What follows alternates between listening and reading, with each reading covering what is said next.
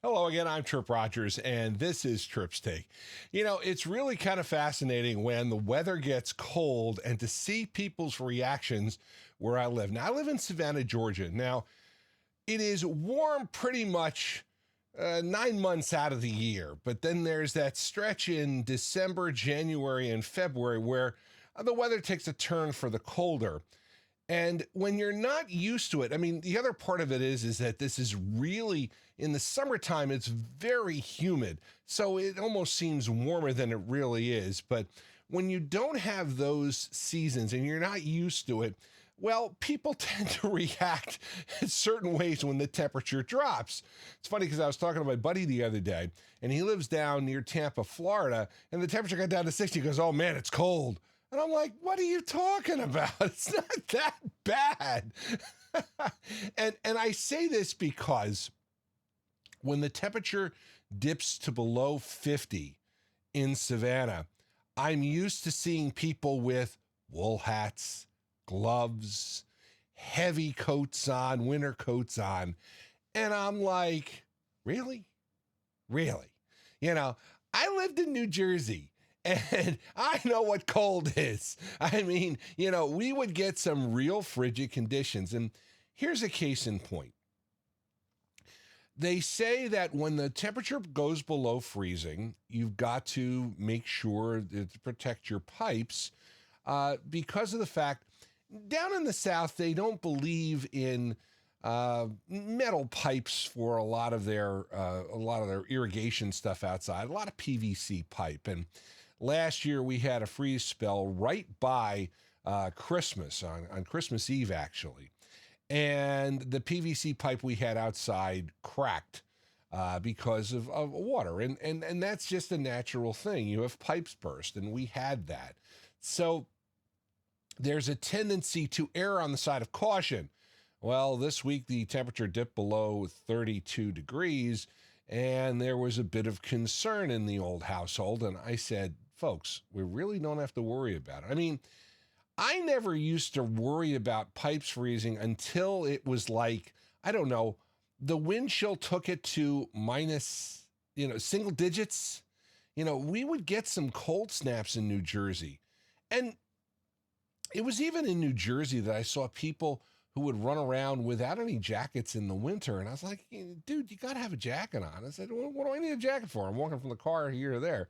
Well, that's me down here in Georgia. I mean, I very rarely would use a heavy jacket or a winter jacket per se, because it just wasn't that cold. It didn't bother me. And the other part of it is that while the temperature may dip below freezing at night, during the day, it's in the 40s, 50s. That's really not that bad. Now, I don't want to confuse this with if it's windy, because when it's windy, it doesn't matter what the temperature is. It drops a couple, 10, 15 degrees, and it feels colder than it really is. I just letting you know. Now, I've also heard the theories, yes, you down here, your blood thins out because it's so warm, blah, blah, blah, blah, blah. Come on. It's just mind over matter. I mean, my sister and I were always wearing shorts in the winter.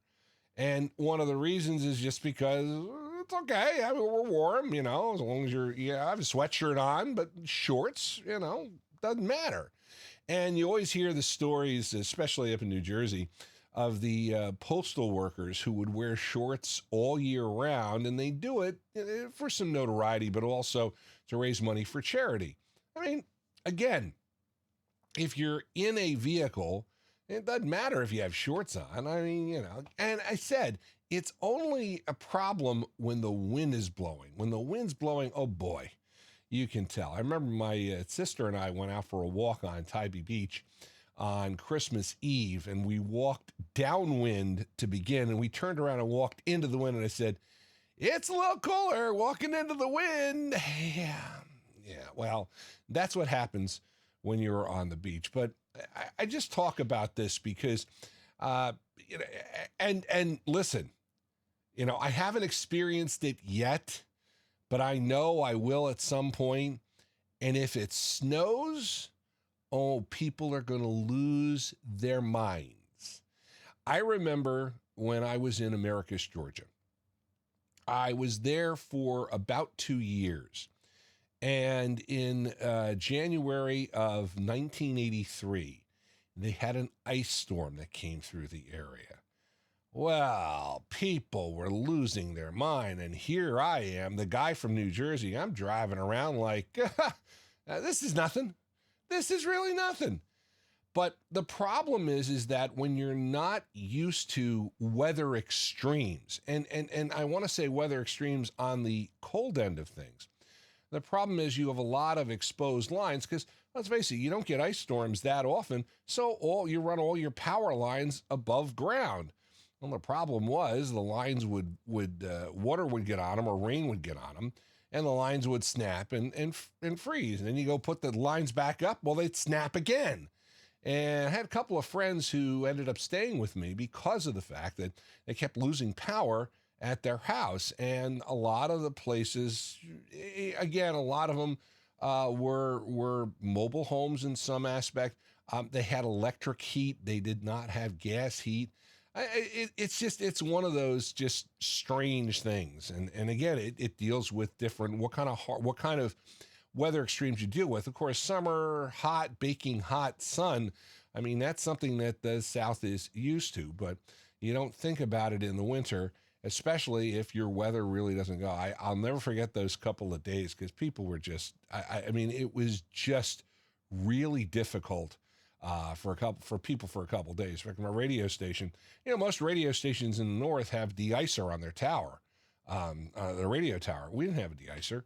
And as a result, the FM was off the air because we didn't de-ice the tower. I mean, eventually the tower de-iced naturally because the weather got back up above freezing, and I didn't. But for a while, the only radio station on in town was our AM station. And again, it made for some fun. But I always remember just driving around, and people looked at me like I was crazy, and I was like, used to this. Although I have to admit, as I get older, I have lack of a tolerance for snow. And those last couple of years in New Jersey, we were lucky because we had mild winters. And in fact, I just saw this that in Central Park, they had their first measurable snowfall of over 1 inch in almost 2 years. Yeah. Couldn't happen when I'm there. No, of course not.